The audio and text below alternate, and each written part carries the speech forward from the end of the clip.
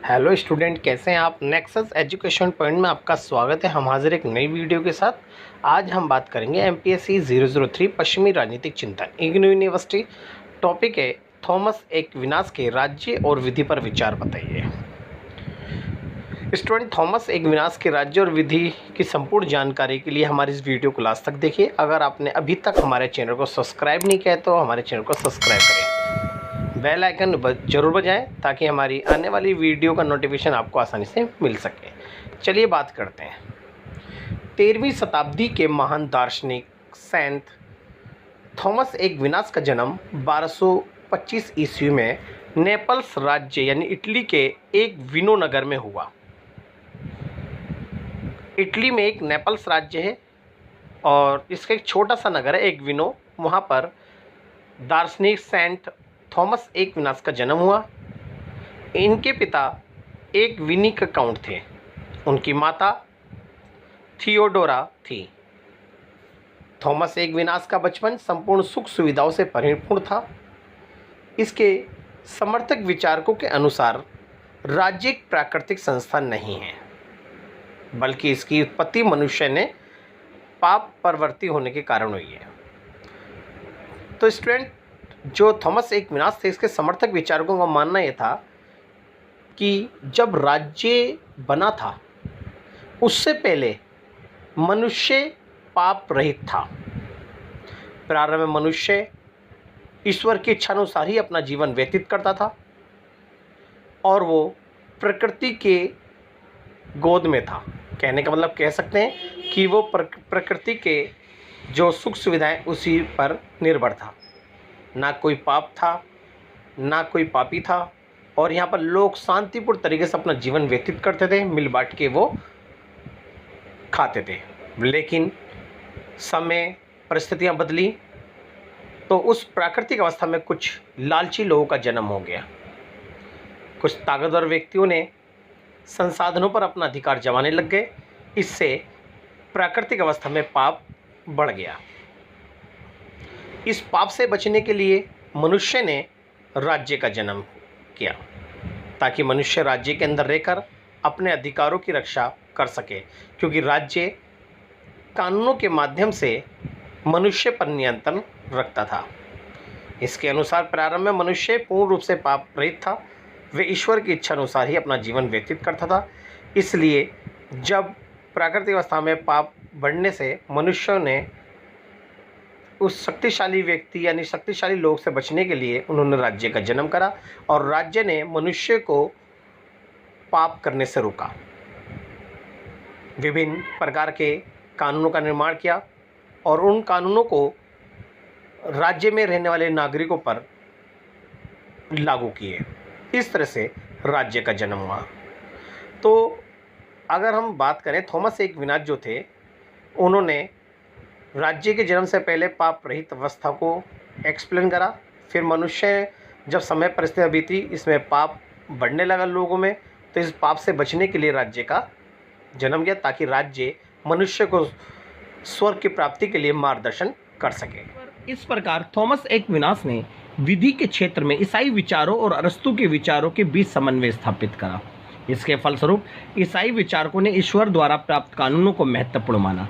तो Thomas Aquinas मानना ये था कि जो ईसाई विचार हैं और अरस्तु के विचार हैं उनमें तालमेल बनाने की बहुत कोशिश करी, क्योंकि थॉमस एक्विनास जो था वो ईसाई विचारों को गहन रूप से और अरस्तु के विचारों को बहुत ही बारीकी से इनका अध्ययन करा और उनमें तालमेल स्थापित करी। और थॉमस एक्विनास जो थे, ईसाई विचारकों के अनुसार ईश्वर द्वारा प्राप्त कानूनों को महत्वपूर्ण मानता और इनका मानना ये था, यानी थॉमस एक्विनास के जो समर्थक विचारक उनका मानना ये था कि जो राज्य है वो ईसाई नियमों पर आधारित होना चाहिए और जो राज्य होता है वो ईसाई नियमों पर आधारित विभिन्न अधिकार और स्वतंत्रता को प्रदान करता है। अरस्तु ने प्राकृतिक कानूनों को ही सर्वोत्तम माना। यहाँ पर दो बातें, एक ईसाई विचारक, एक अरस्तु। ईसाइयों ने तो ईश्वर के बनाए गए कानूनों को महत्वपूर्ण माना, जबकि अरस्तु ने प्राकृतिक कानूनों को ही सर्वोत्तम स्थान दिया, क्योंकि अरस्तु का मानना यह था कि मनुष्य जो अधिकार मिले हैं वो प्रकृति ने दिए हैं। थॉमस एक्विनास के अनुसार कानून की व्याख्या राज्य के अनुसार नहीं होनी चाहिए, बल्कि राज्य की व्याख्या कानूनों के अनुसार होनी चाहिए।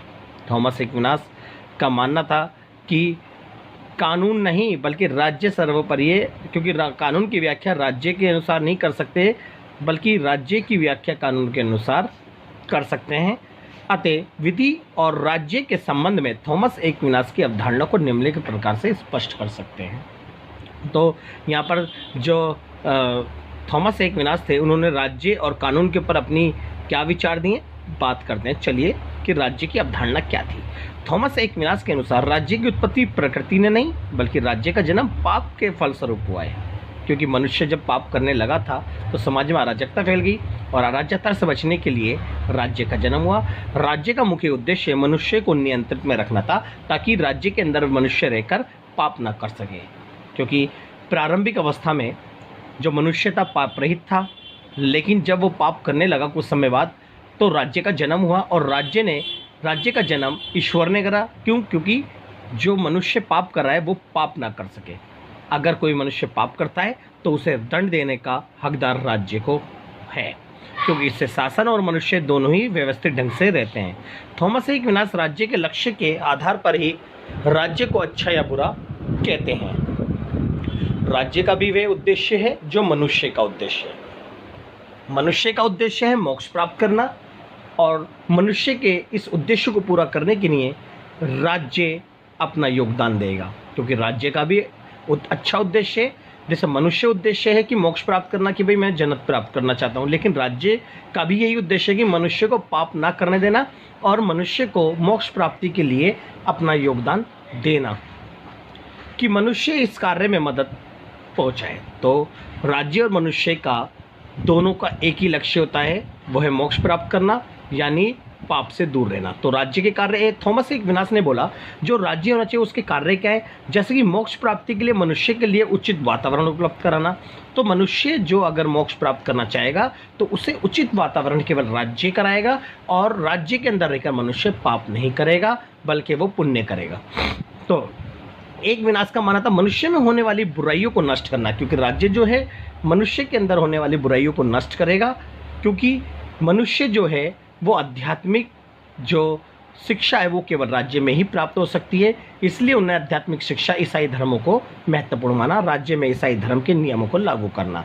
और ये कहते थे कि राज्य जो होना चाहिए तो एक ईसाई धर्म के नियमों के अनुसार होना चाहिए और राज्य का राजधर्म ईसाई धर्म होना चाहिए और राज्य को प्रति व्यक्ति के आचरण को ईसाई नियमों के अनुसार आचरण और कर्तव्य का पालन करवाता हो। इसलिए राज्य में ईसाई धर्म के नियमों को थॉमस एक्विनास इसका समर्थन करते थे। अब बात करते हैं विधि यानी कानून के अवधारणा। अभी तो राज्य के बारे में बात करी, तो इसने अपनी एक पुस्तक सुम्मा थियोलॉजिका में कानून के स्वरूप का विस्तृत वर्णन किया और राज्य सभी आवश्यक तत्वों के वर्णन के साथ विधि को महत्वपूर्ण मुख्य 4 वर्गों में बांटा है। तो थॉमस एक्विनास ने जो कानून और विधि की अवधारणा में उन्हें 4 प्रकार के कानून बताए। पहला है शाश्वत कानून।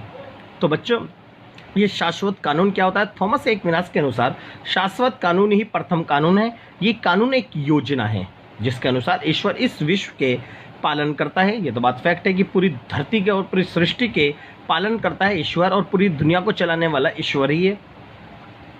इस कानून को ईश्वर के अतिरिक्त कोई नहीं जानता। ये तो बात फैक्ट है। शाश्वत जो कानून होता है वो केवल ईश्वर जानता है, मनुष्य नहीं जानता।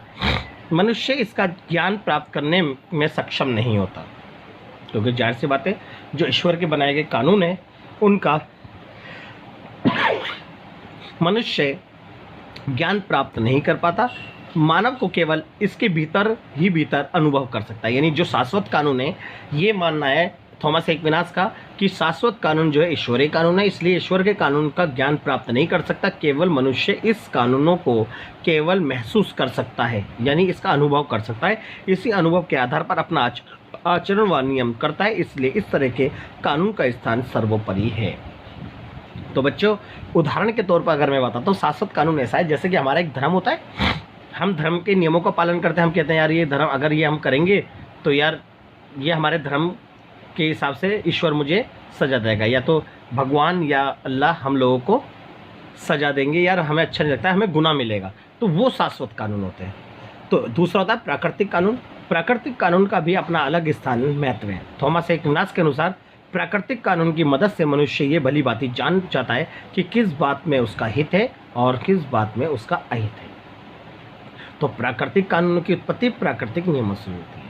तो इसका मानना था थॉमस एक्विनास का कि प्राकृतिक कानून जब मनुष्य को मिलता है तो जब उसका पालन करता है तो उस कानून, क्योंकि उसे रोक टोकने वाला नहीं होता, क्योंकि प्राकृतिक कानून ईश्वर के द्वारा प्रदान किए गए हैं, कोई राज्य नहीं है, तो जब उसका पालन करता है तो उसे ये पता पड़ जाता है कि इस कानून में कौन कौन से काम करने हैं, कौन से नहीं, और कौन सा कानून हमारे लिए अच्छा है और कौन सा कानून बुरा है, क्योंकि रोकने टोकने वाला तो है नहीं।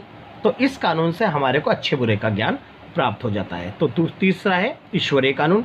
जी, ईश्वरीय कानून ईश्वर के द्वारा प्रदान होते हैं, अर्थात ईश्वर की इच्छा के वे कानून जो मानव बुद्धि से परे हैं और मानव को अनुभूति से प्राप्त होते हैं। इस तरह के कानून की उत्पत्ति प्राकृतिक कानून के द्वारा होती है। जो ईश्वरीय कानून होते हैं वो प्राकृतिक कानून होते हैं, मनुष्य को जो प्राप्त हुए हैं, यानी उसके जन्म से जो प्राप्त हुए हैं वो ईश्वरीय कानून है। और ईश्वर के कानून जो होते हैं वो मनुष्य को शुद्ध आचरण और अपना जीवन यापन करने के लिए प्रेरित करते हैं। नेक्स्ट है, लास्ट है मानवीय कानून। जी, मानवीय कानून की उत्पत्ति मनुष्य की मानसिक बुद्धि की क्षमता है, क्योंकि आपको पता है कि राज्य के अंदर जो कानून बनते हैं वो मनुष्य की बुद्धि से बनते हैं। जैसे सोच होती है, सोच के अकॉर्डिंग वो नए नए कानून लाते हैं, क्योंकि ये कानून जो होते हैं वो मनुष्य को वचनबद्ध होते हैं, यानी मनुष्य को एक वचन में बांधने वाले होते हैं, और मनुष्य इन कानूनों का पालन करके अपना जीवन यापन करता है और शांति व्यवस्था, और बल्कि वो किसी दूसरे का दिल नहीं दुखाता और किसी को परेशान नहीं करता। तो ऐसे कानून जो होते हैं वो मानवीय कानून होते हैं। और इस मानवीय कानून का एक प्रत्यक्ष कानून पॉजिटिव लॉ होता है, और ये मानवीय विवेक पर प्रतिफल है, यानी मनुष्य की जो बुद्धि है उसका प्रतिफल होता है। इसलिए इस आधार पर ये जो 4 विधि के प्रकार के कानून बताए मैंने, ये थॉमस एक्विनास के थे। तो बच्चों, राज्य और विधि के निर्माण में विधि और कानून के संबंध में विचार थॉमस एक्विनास के मोस्ट वेरी इंपॉर्टेंट है। चलिए, सब बहुत अच्छी तरह से इस टॉपिक को कर लीजिएगा। अगर हमारी वीडियो अच्छी लगी हो तो हमारे चैनल को सब्सक्राइब करें, लाइक कमेंट शेयर करना ना भूलें।